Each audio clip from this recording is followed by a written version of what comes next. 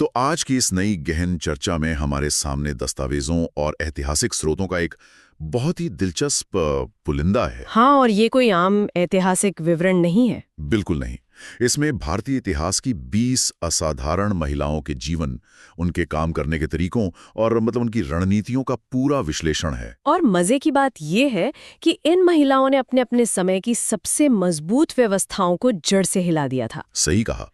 और इस चर्चा का उद्देश्य सिर्फ इन महान हस्तियों के नाम दोहराना या तारीखें रटना नहीं है। तो असली मकसद क्या है? असली मकसद उन रणनीतियों को समझना है, उस मानसिकता और सिस्टम थिंकिंग को डिकोड करना है। बिल्कुल, जिसका इस्तेमाल करके इन महिलाओं ने 13वीं सदी के घोर अंधकारमय युग से लेकर आज के इस अत्याधुनिक दौर तक हर बाधा को पार किया।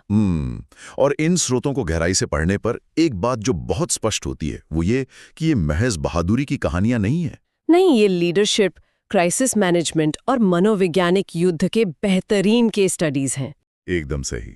तो चलिए इसे थोड़ा विस्तार से समझते हैं। इन सभी 20 महिलाओं के जीवन काल और भौगोलिक पृष्ठभूमियों में जमीन आसमान का अंतर है। हाँ, कोई राजमहल से सत्ता चला रही थी तो कोई सड़क पर उतरकर गालियां खा रही थी। लेकिन जब हम इन सभी दस्तावेजों को एक साथ रखकर देखते हैं ना, तो एक बहुत ही स्पष्ट पैटर्न उभरता है। वो सिस्टमैटिक डिसरप्शन वाला पैटर्न। बिल्कुल। व्यवस्था में रणनीतिक उथल-पुथल मचाना।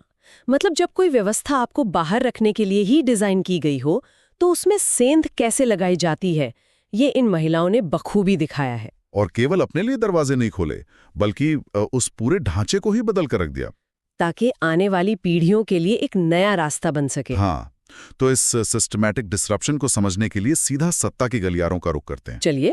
दस्तावेजों का पहला हिस्सा हमें दिल्ली सल्तनत के दौर में ले जाता है, जहां 1236 ईस्वी में रजिया सुल्तान का जिक्र है।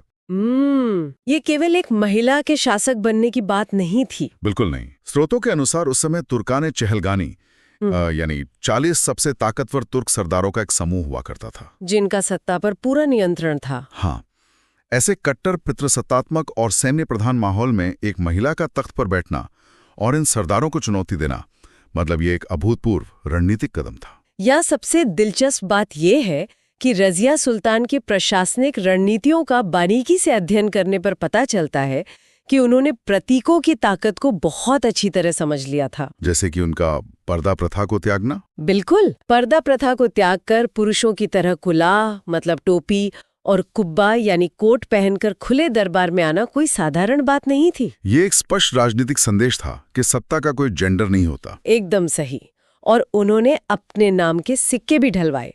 गैर तुर्क अधिकारियों को ऊंचे पदों पर बिठाकर उन 40 सरदारों के एकाधिकार को तोड़ने की कोशिश की। ये एक क्लासिक पावर प्ले था। हाँ, उन्होंने ये साबित कर दिया कि राजकाज चलाने के लिए जिस कूटनीति और न्यायप्रियता की जरूरत होती है, वो किसी विशेष वर्ग या लिंग की जागीर नहीं है। सत्ता संचालन के इसी कूटनीतिक पहलू को मालवा की रानी अहिल्याबाई होलकर ने 1725 के बाद एक अलग ही स्तर पर पहुंचा दिया। 18वीं सदी के इन नोट्स को देखने पर एक बहुत ही अलग तरह के नेतृत्व का मॉडल सामने आता है। हाँ, ये मॉडल केवल युद्ध जीतने या सीमाएं बढ़ाने का नहीं था, बल्कि एक मजबूत आर्थिक और सांस्कृतिक नेटवर्क तैयार करने का था।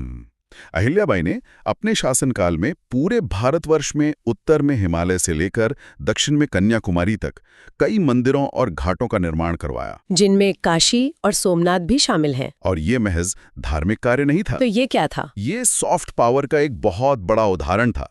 इस सांस्कृतिक निवेश के पीछे एक बहुत गहरी आर्थिक सोच छिपी थी। व्यापारिक मार्गों को सुरक्षित करना। बिल्कुल। पूरे देश में तीर्थ स्थलों और सड़कों का जाल बिछाकर उन्होंने असल में व्यापारिक मार्गों को सुरक्षित और सुगम बनाया था। जाहिर है, जब व्यापारी बिना किसी डर के यात्रा करते हैं तो अर्थव्यवस्था फलती फूलती है। और उन्होंने मालवा को एक बेहतरीन आर्थिक केंद्र में बदल दिया था। आम जनता से सीधा संवाद स्थापित किया, बीच के बिचौलियों को दरकिनार कर दिया। हाँ, ये रजिया सुल्तान के सर्वाइवल और अथॉरिटी वाले मॉडल से अलग सस्टेनेबल और वेलफेयर लीडरशिप का एक उत्कृष्ट उदाहरण है। बहुत खूब। अब राजकाज और कूटनीति से आगे बढ़कर जब सीधे युद्ध के मैदान की बात आती है तो 1857 के प्रथम स्वतंत्रता संग्राम के दस्तावेज बहुत कुछ बयां करते हैं। रानी लक्ष्मीबाई। हाँ, 1828 में जन्मी मणिकर्णिका। उनका जिक्र आते ही बचपन से सुनी गई कविताएं याद आ जाती हैं। लेकिन इन ऐतिहासिक स्रोतों में उनकी सैन्य रणनीति और मनोवैज्ञानिक युद्ध कौशल पर अधिक जोर दिया गया है। बिल्कुल, जब उन्होंने अपने दत्तक पुत्र को पीठ पर बांधकर अंग्रेजों की विशाल सेना का सामना किया, तो वो केवल एक हताश प्रयास नहीं था। वो एक बहुत बड़ा रणनीतिक और प्रतीकात्मक कदम था। युद्ध में मनोविज्ञान का बहुत बड़ा रोल होता है। दुश्मन के मनोबल को तोड़ने के लिए? हाँ, रानी लक्ष्मीबाई का पीठ पर बच्चे को बांधकर रणभूमि में उतरना दुश्मन की सेना और अपनी सेना दोनों के लिए एक गहरा मनोवैज्ञानिक संदेश था। अपनी सेना के लिए यह संदेश था कि ये लड़ाई केवल एक सिंहासन बचाने की नहीं है, बल्कि आने वाली पीढ़ियों के भविष्य की रक्षा की है। यह दृश्य सैनिकों के भीतर एक अकल्पनीय ऊर्जा भर देता है और दुश्मन के मनोबल पर भी सीधा प्रहार करता है। इसी कड़ी में गोंडवाना की रानी दुर्गावती, जिन्होंने मुगलों का सामना किया, और मेवाड़ की रानी पद्मिनी का इतिहास भी यही स्पष्ट करता है। और 1857 में ही बेगम हजरत महल ने जिस तरह अवध में विद्रोह का संगठनात्मक नेतृत्व किया, वो ये दिखाता है कि एक महिला कितनी कुशलता से अलग अलग विद्रोही गुटों को एक झंडे के नीचे ला सकती है। इन वीरांगनाओं ने जो प्रतिमान स्थापित किए, वो आने वाली पीढ़ियों के लिए देशभक्ति का प्रतीक बन गए। यहाँ बात और भी दिलचस्प हो जाती है। युद्ध के मैदान की यह चर्चा हमें एक और बहुत ही महत्वपूर्ण सवाल की तरफ ले जाती है। वो क्या? क्या सबसे बड़ी लड़ाइयाँ हमेशा तोपों और तलवारों से ही लड़ी जाती हैं? बिल्कुल नहीं। दस्तावेजों का अगला खंड एक बिल्कुल अलग तरह की रणभूमि की तस्वीर पेश करता है। समाज सुधार और शिक्षा की क्रांति। हाँ, 19वीं सदी के मध्य का भारत, जहां जातिवाद और लैंगिक भेदभाव अपनी चरम सीमा पर था। ऐसे माहौल में 1831 में जन्मी सावित्रीबाई फुले का उदय किसी चमत्कार से कम नहीं था। 1848 में पुणे में लड़कियों के लिए पहला स्कूल खोलना केवल एक शैक्षिक पहल नहीं थी। ये उस समय के पूरे सामाजिक और आर्थिक ढांचे पर एक सीधा हमला था। अपने पति ज्योतिराव फुले के साथ मिलकर उन्होंने जो किया, ज्ञान हमेशा से शक्ति का स्रोत रहा है, और उस दौर में ज्ञान पर एक विशेष वर्ग का एकाधिकार था। सावित्रीबाई फुले का लड़कियों और दलितों को पढ़ाना उस एकाधिकार को चुनौती देना था। जब वे स्कूल पढ़ाने जाती थीं और उन पर गोबर और पत्थर उछाले जाते थे, तो ये महज कुछ शरारती तत्वों का काम नहीं था। ये एक डरे हुए समाज की प्रतिक्रिया थी जिसका वर्चस्व खतरे में था। बिल्कुल। सावित्रीबाई का अपने साथ एक अतिरिक्त साड़ी लेकर चलना और बिना रुके अपना काम करते रहना, ये दर्शाता है कि किसी भी बड़ी व्यवस्था को बदलने के लिए असीम धैर्य चाहिए और हर रोज के अपमान को सहने की मानसिक मजबूती चाहिए होती है। ये वास्तव में एक सामाजिक क्रांति थी। और इसी करुणा और सेवा को एक संस्थागत रूप देने में 1910 में जन्मी मदर टेरेसा का नाम बहुत प्रमुखता से उभर कर आता है। समाज के उस वर्ग की सेवा करना जिसे मुख्यधारा ने पूरी तरह से त्याग दिया हो, ये अपने आप में एक बहुत बड़ा काम है। सीमित नहीं है। हाँ, इसमें एक बहुत ही कुशल संगठनात्मक ढांचा दिखाई देता है, जिसके लिए उन्हें 1979 में नोबेल शांति पुरस्कार भी मिला। मदर टेरेसा की सबसे बड़ी उपलब्धि ये थी कि उन्होंने व्यक्तिगत करुणा को एक वैश्विक आंदोलन में बदल दिया। दुनिया भर में आश्रम खोलना, फंड रेजिंग करना, रसद और दवाइयों की सप्लाई चेन को मैनेज करना, ये सब एक बहुराष्ट्रीय कॉरपोरेशन को चलाने जैसा जटिल काम है। इसी तरह आयरलैंड में जन्मी एनी बेसेंट की बात करें तो हाँ, जिन्होंने होम रूल आंदोलन शुरू किया, उन्होंने बाहर से आकर भारतीय स्वतंत्रता संग्राम और शिक्षा में भारी योगदान दिया। इन उदाहरणों से एक बात साफ होती है कि जब करुणा और शिक्षा को सही रणनीतिक दिशा मिल जाए तो वो बड़े से बड़े साम्राज्य को हिला सकती है। बिल्कुल। और इसी नींव पर बाद में स्वतंत्रता संग्राम की वो विशाल इमारत खड़ी हुई जिसमें महिलाओं ने राजनीतिक नेतृत्व की बागडोर संभाली। सरोजनी नायडू का उदाहरण बहुत ही सटीक है। 13 फरवरी 1879 को हैदराबाद में उनका जन्म हुआ। भारत कोकिला या नाइटिंगेल ऑफ इंडिया के नाम से मशहूर। कविताओं के जरिए जनता के बीच राष्ट्रीयता की भावना जगाने से लेकर भारतीय राष्ट्रीय कांग्रेस की पहली भारतीय महिला अध्यक्ष बनने तक का उनका सफर ये दिखाता है कि कैसे कला का इस्तेमाल जन आंदोलन के लिए किया जा सकता है। और स्वतंत्र भारत में वे उत्तर प्रदेश की पहली महिला राज्यपाल भी बनी। यह वह दौर था जब स्वतंत्रता आंदोलन केवल कुछ पढ़े लिखे वकीलों के हाथ से निकलकर आम जनता तक पहुंच रहा था। कस्तूरबा गांधी का सत्याग्रह में महिलाओं को जोड़ना इसका एक बेहतरीन उदाहरण है। जब महिलाएं घरों से बाहर निकलकर सड़कों पर धरना देने लगी तो ब्रिटिश प्रशासन के लिए इससे निपटना लगभग नामुमकिन हो गया।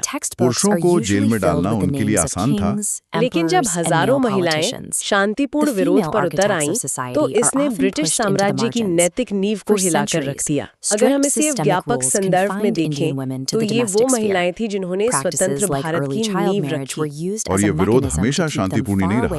1942 के भारत छोड़ो आंदोलन के दस्तावेज रोंगटे खड़े कर देते हैं। जब पूरी टॉप लीडरशिप रातों रात गिरफ्तार कर ली गई थी, एक भयंकर नेतृत्व शून्यता मतलब लीडरशिप वैक्यूम पैदा हो गया। ऐसे समय में अरुणा आसफ अली जैसी युवा नेता का सामने आना, मुंबई की ग्वालियर टैंक मैदान में पुलिस के कड़े पहरे के बीच तिरंगा फहराना, ये महज झंडा फहराना नहीं था, बल्कि ये घोषणा थी कि अब आंदोलन किसी एक नेता का मोहताज नहीं रहा। जब शीर्ष नेतृत्व जेल में था, तब महिलाओं ने अंडरग्राउंड नेटवर्क तैयार किया और आंदोलन की आग को बुझने नहीं दिया। वे क्राइसिस के समय पूरे देश का नेतृत्व कर सकती थी। इसी नेतृत्व क्षमता ने स्वतंत्र भारत की कूटनीति को भी आकार दिया। जैसे विजयलक्ष्मी पंडित, हाँ, जो संयुक्त राष्ट्र महासभा की पहली महिला अध्यक्ष बनी।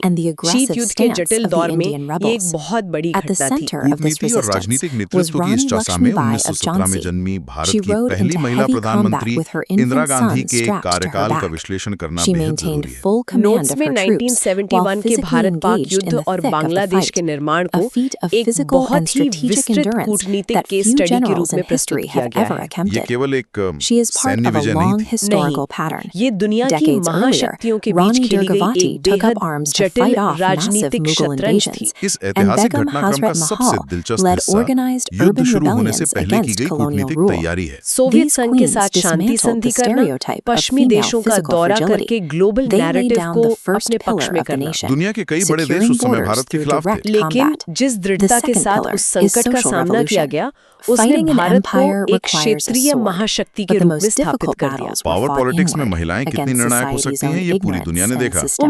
और इतिहास के इन पन्नों से निकलकर जब हम आधुनिक युग की ओर बढ़ते हैं, तो देखते हैं कि चुनौतियों का स्वरूप बदल गया है, लेकिन साहस वही है।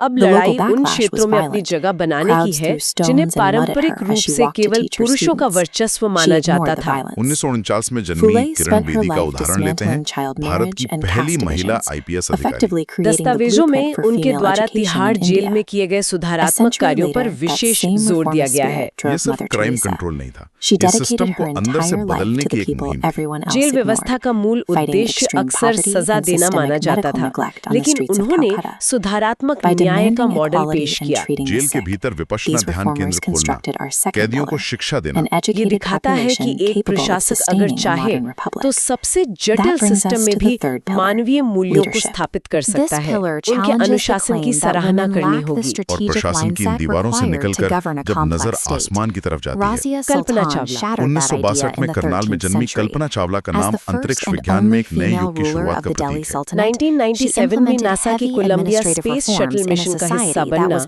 एक अकल्पनीय मुकाम था। इसके पीछे जो सालों की कड़ी वैज्ञानिक तपस्या है, उसे समझना जरूरी है। जब अवसर मिलता है तो बौद्धिक क्षमता की कोई लैंगिक सीमा नहीं होती। ये एक महत्वपूर्ण सवाल खड़ा करता है। क्या आज ऐसा कोई क्षेत्र बचा है जहां इन महिलाओं ने अपनी सफलता का परचम न लहराया हो? बिल्कुल नहीं। खेल के मैदान में ही देख लीजिए, मैरी कॉम कई बार की विश्व चैंपियन मुक्केबाज, पीवी सिंधु ओलंपिक पदक विजेता, बछेंद्री पाल माउंट एवरेस्ट पर चढ़ने वाली पहली भारतीय महिला। ये सभी शारीरिक और मानसिक दृढ़ता की चरम सीमा को दर्शाती है। और व्यवसाय जगत में इंदिरा नूई जैसी लीडर्स जिन्होंने कॉर्पोरेट जगत में दिखाया कि मुनाफा और सामाजिक जिम्मेदारी एक साथ चल सकते हैं। तो अब इस पूरी चर्चा को समेटते हैं। 13वीं सदी की दिल्ली सल्तनत से लेकर अंतरिक्ष तक की इस यात्रा में हमने 20 अलग-अलग कहानियां देखी। तो इन सब का आखिर मतलब क्या है? रोजमर्रा की जिंदगी से इसे कैसे जोड़ा जा सकता है?